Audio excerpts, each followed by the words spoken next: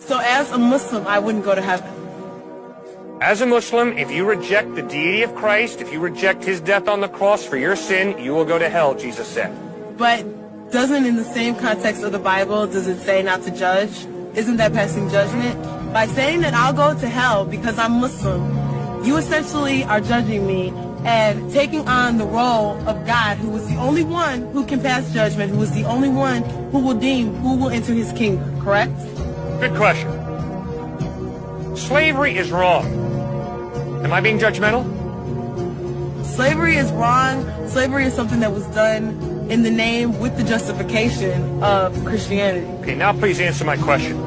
When I say slavery is wrong, am I being judgmental? No, that's common sense. That's common sense. If I say the rape of a woman is wrong, is that me being judgmental? No.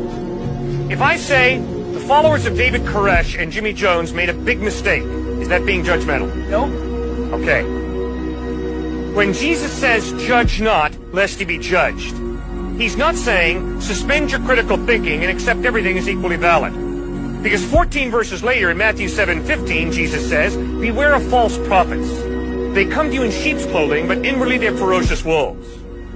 Now, Muhammad claimed to be a prophet of God. And when you read the Quran and take it seriously, obviously Muhammad contradicts Jesus. If I'm a follower of Christ, and I believe that Jesus is reliable, be it Muhammad, be it Joseph Smith, I'm going to say, I'm sorry, I'm convinced those are false prophets.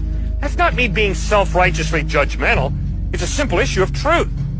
Christ made some truth claims, Muhammad made some truth claims, they contradict. My Muslim friends look me in the face and say, Cliff, you're going to hell. It's not being judgmental on their part. I've read the Quran, I know they're right. If Muhammad spoke the truth, I am going to hell. Because I'm an idolater, I worship Jesus. In the sense of contradicting, I don't understand when you say that Muhammad contradicts Jesus. Sure. I don't understand. You bet. Repeatedly in the Quran, Muhammad said, Jesus is not God. He's a good prophet. Okay. Repeatedly in the Gospels, Jesus claims to be God. Where do you see that? I've read the Bible from front to back. I do believe that with people saying that, that's interpretational. I've never read where Jesus said, I am God. I've never seen that. You're right. Jesus never says, I am G-O-D. Instead, in John 8:58, Jesus says, before Abraham was born, I am. The Jewish people who are listening pick up stones to stone him. Why? Because they understood. Yahweh, their name for God, I am who I am. Jesus applied it to himself, and they were going to stone him for blasphemy. And Jesus didn't say, time out, you misunderstood. Drop your stones. No, Jesus stood by his claim. Before Abraham was born, I am. Remember, after Jesus rose from the dead, he appeared to the apostles, except for Thomas. The other apostles came up to Thomas and said, we saw Jesus risen from the dead. Thomas said, I refuse to believe unless I can see Jesus with my own eyes.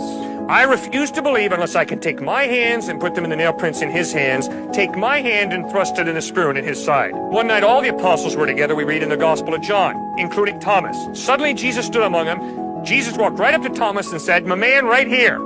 Take your hands and put them in the nail prints in my hands. Take your hand and thrust it in the spear in my side. And Thomas, stop doubting and believe. Now, Thomas's response, ma'am, is crucial. Thomas hits the floor and says, my Lord and my God. Now, Jesus' response is crucial. Jesus looks Thomas in the face and says, you believe because you've seen. Blessed are those who will believe, even though they have not seen. In other words, by accepting the worship of Thomas, Jesus is obviously claiming to be God.